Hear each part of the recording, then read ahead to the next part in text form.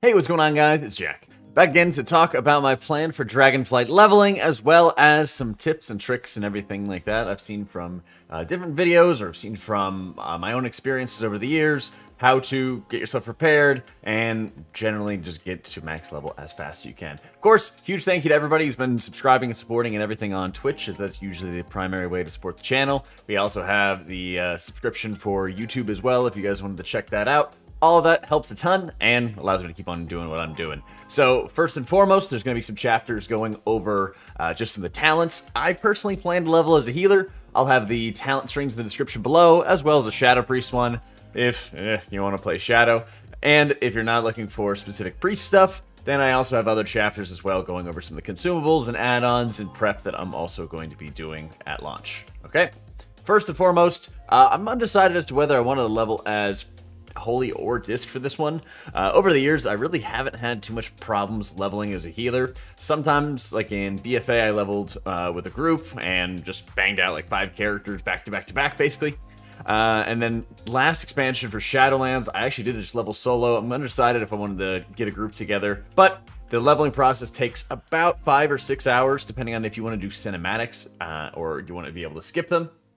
I have seen people do it a lot faster, but they have taken advantage of some like really 1%-y type of items on hand. Some of the ones that I specifically noticed was one of them highlighted by a guy called Treefy, called Falling Flame, which like projects you into the air, and you're able to use your Goblin Gliders to extend it and continue to fly across. This stuff is cool. It's like a 1.8% drop chance out in the Timus Isles, which is something I don't really want to bother with, as I'm not too concerned if I take a little bit longer, but there's some options out there as well to be able to perfectly min-max some of the setup that you have going on, although there is extra time investment on top of that. But when we're talking about some of the class talents, if I was going to be playing a more Holy Priest build, first I want to talk about class talents.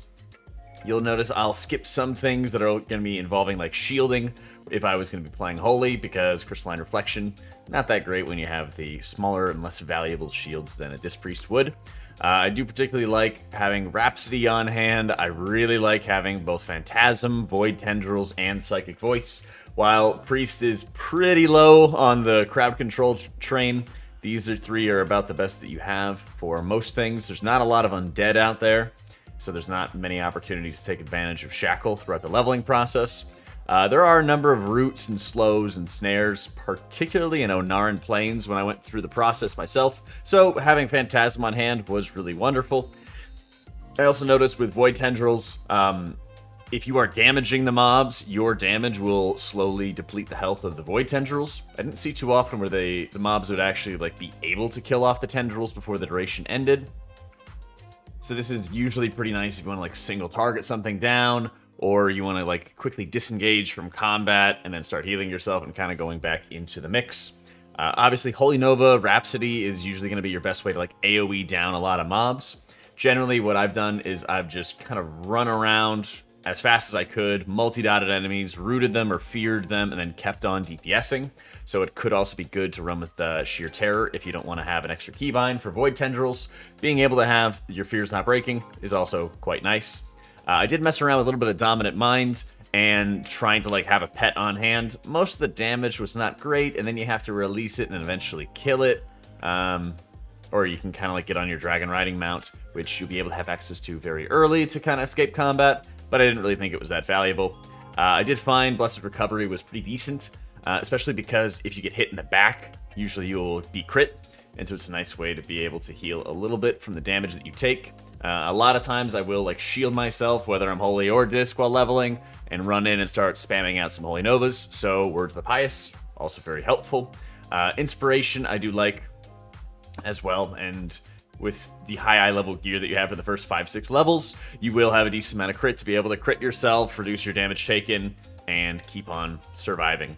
I also don't think there's too much of a problem, particularly leveling as a healer early in the expansion, just because there's so many people around, and it's more about just getting a tag on the right enemy, rounding up a bunch of mobs, and usually other people are also trying to kill mobs off as well. Being able to use Fade and having Fade to be able to skip around mobs when you don't need to mess with them also is quite nice. Shadow Word Death and then the double tap out of Death and Madness is a must. I think Tithe Evasion is a must as well. You never want to be dropping too terribly low on hand whenever there is just loads and loads of damage going out. There's a couple little adjustments that I made when I was playing Disc, and I'll highlight those as well in the Disc section. For the Holy specific talents, I know there's some oddities when you're forced into taking certain items and certain talent points that are not great or very healing focused, like you'll see out of some of the ones like Everlasting Light or Crisis Management. They're okay. You're never really going to run that low on, mana to take advantage of Everlasting Light, but more crits with Crisis Management also is a good way to feed inspiration and guarantee you have a little bit more damage reduction, so you can pull more enemies, you can fight them longer, all that fun stuff. Symbol I liked using in between trash pulls, particularly to reset my Desperate Prayer, so that I was able to just have that extra defensive on hand. Imperial Blaze is an absolute must, and I do dig the synergy that it has between Harmonious Apparatus to allow you to have some more chastises, to stun a few more enemies whenever you need to. I also found that Divine Word is just a must for pretty much all levels of content, but leveling in particular, being able to use your Divine Word on the chastises gives you a massive damage boost. And I usually was going to run around, multi-dot a lot of enemies, then hit the Divine Word Chastise, toss my Divine Star out. You could even use Halo as well, but I do like Divine Star, especially with how low of a cooldown that you have. Just to be able to deal tons and tons of damage to enemies and then be able to bring them down much more easily. I do think Searing Light is quite good. Problem is, you don't really spread around a lot of the Holy Fire Dot, and then if you have an actual lengthy Holy Fire Dot onto a target, you're kind of just fighting one enemy. It also requires you to go through points in either Renew setup, which is not great for leveling, Say Your Prayers, which is terrible for leveling, and then you'll be able to invest those points. So personally, I didn't think it was as much of a priority. I thought it was a lot better to keep Apotheosis, have a point of Light of the Naru, and be able to have that kind of bounce back heal effect when you need to, because a lot of the time you can rely on Serenity for most of your healing needs or your self-healing needs, and then otherwise you can actually just spam flash heal into yourself and reduce your damage taken and do all the different things that you need. You could also spec into Twins of the Sun if you're going to level with a group. That's also pretty easy as well. But usually I found most of the time I was leaning on Imperial Blaze throughout my leveling process and leaning on Shadow Word Pain and Divine Star just to be able to mow enemies down and be able to actually get those lengthy tags onto extra mobs that I needed to be able to kill. From a Disc perspective, however, I did end up taking Crystalline Reflection, as you're not going to have like the Holy Word Serenity or a lot of like bonus healing or anything that Holy Priest would have, or a lot of like better single target healing. For example, Flash Heal's pretty mediocre and everything with Disc, it's okay, but most of the time you're going to try to be shielding yourself, particularly when you already have Atonement on you to benefit from your own mastery. So larger shields out of Crystalline Reflect, more damage you're reflecting back at your enemies. Still taking the trifecta of Psychic Voice, Phantasm, and Tendrils to be able to root mobs, keep them away from you, all that fun stuff. And while Mind Games is not great, it's something that's pretty decent whenever you're in that leveling process. You could also go after like more Fade cooldown, and I usually will take more Fade cooldown reduction as I'm leveling, because there's a lot of times where you'd be able to skip around some different mobs to be able to loot the right objective that you want, in addition to having Mind Seer on hand. Always is extremely helpful. When it comes to actual talent side, I kind of messed around with a few different builds throughout my leveling process. Train of Thought isn't too shabby by any means, and getting the extra damage out of Blaze of Light is usually pretty good. Wheel and Woe is not bad either. This is a pretty legitimate leveling setup you can also have on hand. I did mess around with some Lenience when I did my first round of leveling, again for more damage reduction, but I did really like having Mindbender and Inescapable Torment and Expiation on hand to, one, be able to finish off enemies, because you're getting a lot of value out of Shadow Word Death, Death and Madness, all that good stuff. But also, the Cleave is not too bad, especially because both Disc and Holy don't have great ways to be able to mass AoE a lot of mobs down. Particularly when you have like 5 or 6 enemies on hand. Holy Nova feels okay, but it's also pretty slow to be able to kill things. Inescapable Torment is not as great as I would love it to be, or I'd like it to be, but it's kind of like the next best thing you have. You're easily able to multi-die with Purge the Wicked, Revel in Purity. You don't really need any of this Powered Radiance stuff. And I thought it was okay taking Painful Punishment throughout my leveling process, but that's another one that didn't feel super necessary and could definitely be like swapped around or something. You could go into like pain transformation if you really were struggling or something along those lines. But otherwise, I was pretty happy with this setup. There's a lot of times where I would rapture as I'm grabbing a lot of different mobs, so that way I could just be refreshing shields onto myself consistently as I grabbed and rallied mobs together, line of sight behind a pillar or into a hut or something like that, and started letting Crystal of Reflect do a little bit of damage as I was multi-dotting. So usually it'd be like shield, cast a couple Purge of Wickeds, shield myself again, and then get into a line of sight area. Using Shadow Covenant, extended Shadow Covenant's great. Makes your Divine Star deal a lot more damage, and it also makes it very easy to be able to snipe Shadow Word Deaths onto a variety of targets, to be able to quickly bring them down, trigger some of the extra cleave out of Inescapable Torment, and kill off a lot of the enemies that you have on hand there. So as I was leveling, I definitely was picking up Lenience. Twilight Equilibrium is also a decent setup, but again, you could also switch your Soul and Psyche and your Bender build onto like Train of Thought, Blaze of Light, all that other good stuff. I wouldn't mess around too much with shielding talents, because Crystalline Reflection only really goes so far. Even before it was nerfed, it was more of a little like side luxury more than a primary source of all your damage. So do keep that in mind while you're leveling. Next up, when it comes to consumables, just about everybody has gone over the importance of having your Augment Runes, your Flasks on hand. This is the add-on Opie, so I'm quickly able to refresh my Shadow Core oils, Augment Runes. I pretty much only get to run with like 1 or 2 armor kits, I think, for my leveling process, since leveling should take about 6-ish hours at most. Even if I'm planning to go over all of like the cinematics, it shouldn't be too terribly bad. I also put together my leveling setup, which is going to have 2 of the speed pots, the Straddling Sage Agate and the Straddling Viridium. You can also get a Cloak Enchant that'll also give you stamina and more speed. So I've got about 8% speed on hand for this. And with Feather, or if I'm taking advantage of Body and Soul, I'm usually having a decent speed boost on hand without having to use Gun Shoes, even though I have access to those as well.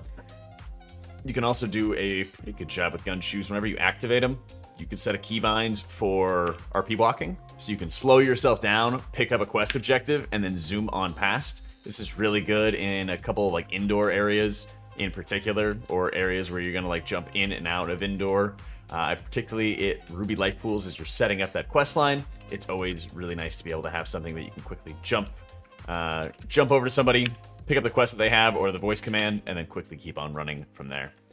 Important to note, Entumbra does not work when you reach 61, so you can use it for the first level-ish, but it's usually very fast, and then you don't want to forget to equip a staff or any other item that you have on hand. Same goes for a lot of those other like proc effects. I believe the same thing is for like the Jailer weapon. I want to say Sylvanas daggers are all the same. All these extra proc effects all turn off at 61. Your legendaries are also going to already be off. So for me personally, I just grab some legendaries that have Haste and Verse, Crit and Verse on hand to be able to take advantage of it. The rest of my gear setup is either haste gear or versatility gear. You don't really care at all about any sort of avoidance setup if you don't have to, so grabbing things that are going to give you tertiary leech, tertiary speed are all nice to be able to have on hand. And I picked up Resonant Reservoir and the Elemental in an envelope. These are all pretty good damage, especially when, again, you're leveling as a healer. These resources are not too shabby to be able to add. There's also some more speed options that you can have with 262 crafted pieces. You can wear up to 1 262 crafted item, and there also is a decent amount of BOEs still on the auction house if you wanted to spend a little extra gold to fill in some of the gaps. Although some of these higher end items are just an extra expense you shouldn't really worry about. But again, these 262 crafted pieces, you can also have bonus effects for speed on top of them as well. And while I know Priest is one of the slowest in the business, some of these can also be very helpful if you want to invest a little bit extra into the mix for that as well. Otherwise, keep in mind your battle standards, coordination, unity, cooperation, all of that fun stuff. They did move the location, I believe, since the last expansion. It used to be right on this side of Grommash Hold. It is across the street over here. So you'll be able to buy all those standards. And again, dropping them consistently is just going to net out to a large amount of increased experience that you can have as well. Otherwise, I've got Phantom Fire pots and Intellect pots. They're all really cheap right now. It's like 10 to 20 gold a pop. I think 40 of the accumulated potions should be more than enough to be able to go through that leveling process, as I'm not going to just macro them on cooldown or anything. And of course, having your glider gits is very important, because there's a lot of times with dragon riding where you're only going to have 3 charges of the vigor system, and you can get up high really easily, but there's times where you might kind of slowly glide from one area to the next, and then you'll have to quickly go up in altitude once again. So instead of having to use up a lot of these vigor charges, take advantage of the goblin gliders whenever you have the opportunity, because early on with dragon riding, you're not going to be able to have all of the talents to pretty much like fly indefinitely. And it takes a bit of getting used to be able to properly min-max it. Next up, I wanted to talk about your leveling preparation in terms of a few different mechanics that you have on hand. First and foremost, obviously you can have war mode on in your leveling process, but I'd highly, highly recommend against it, as the Waking Shores is the first zone that you're going to be going to in Dragonflight, and everybody is going on the exact same path. So you are going to be starting up in this northeastern side of the map, and then eventually you'll be going to the Wingrest Embassy, and that is where the Horde and Alliance both get funneled together into the same quest line, and you will be leveling adjacent to them. So having any sort of annoyances like war mode, I would highly recommend avoiding all of that you have to deal with. You also are going to get dragon riding very quickly out of the Skytop Observatory and Ruby Life Pools quest lines, where they'll quickly give you your first dragon, teach you the mechanics of dragon riding, all of that fun stuff. It's important to note that you can immediately start picking up some of the dragon riding glyphs. These will allow you to increase your vigor and give you more bonuses so you can fly more rapidly. I actually would recommend against getting it right away, and I would actually suggest you prioritize leveling, because getting ahead of the pack, if that's of interest to you, is always really nice. And if it's not, I think it's a lot easier to be able to just focus on grabbing all of those glyphs together, particularly going towards once you finish the leveling process and you end up in Thaldraxxus. I think it's a lot better to go after like Onaran Plains, Azure Span, Thaldraxxus, dragon riding glyphs, before you get some of the ones in Waking Shores and some of the ones in Thaldraxxus, because those can be really annoying to get. One of them in particular is at the very top of the Obsidian Throne, and like you have to waste a ton of time sitting and waiting for vigor charges if you don't already have a lot of them in advance. So I'll put down some guides in the description or some of the locations to put them into like your TomTom, so you can hunt all of them down. But my plan personally is to grab some of the ones that are nearby, and your dragon will kind of roar and alert you if something is kind of close, but there's not any specific perfect compass to tell you which direction like Final Fantasy does, unfortunately. But I do think it's going to be a lot better just to worry about that once you get to the end of your leveling, rather than stopping your leveling process, trying to grab everything, and then returning to it. Once again, on your leveling process, you're going Waking Shores, Onaran, Azure Span, then Thaldraxxus. As you go around the Horn throughout the continent, you will, of course, be able to pick up any dragon riding glyphs you see. You'll be able to pick up your professions pretty early, and professions are also going to give you additional experience when you're crafting. Of course, you know, whenever you mine or herb something, you're, of course, going to be able to gain XP. But last I checked on beta, first-time crafting will give you experience, and first-time crafting is already going to be very important, because that's how you can specialize in your professions. And so you get bonuses for first-time crafting things, and you should take advantage of that depending on what your crafting plans are. A very popular combination is herb and alchemy. So taking the time, if it's convenient, to herb along the way can be good. And from a like leveling perspective, you might be able to avoid having to do some extra side quests. I probably would recommend doing every bonus objective zone, as that's around what I did, except for maybe 1 or 2, because as you go through these continents, you'll have the main story quest line of help the dragons do dragon stuff, but you're not going to be able to hit max level just off of the main story quest line alone. So doing the bonus objective zones, dropping your banners, all of that will be very helpful, but even more so if you are putting together your professions as you're leveling. So taking advantage of those professions and getting a bit of extra crafting in can help you with a little bit of that experience so that you're not having to dive into too many of those side quests. Last big thing that I wanted to talk about is going to be some of the add-ons that you have on hand. LVY and a number of other add-ons are going to be able to like auto-accept quest or repair or sell all your junk. Those things are nice. Obviously, cleaning out your bags is something that you always want to take advantage of, particularly because there's also a reagent bag that you can buy with the event for like 5 of these little primal essence things you get from doing the invasions. That's particularly nice. Because you're naturally going to pick up cloth and herbs and all kinds of other goodies as you're leveling. But I also wanted to raise awareness for the new add-on, or the revised add-on, Azeroth Pilot Reloaded. This is the successor to Azeroth Autopilot, which was really great the last couple expansions, but has since kind of fallen into disrepair. So this new add-on, Azeroth Pilot, is on hand to be helping out for the leveling process. At the moment, I still have not been able to use it for Dragonflight leveling, and I know that's something they're working on. So hopefully, they just had an update yesterday, but hopefully it'll be ready to go for Dragonflight launch.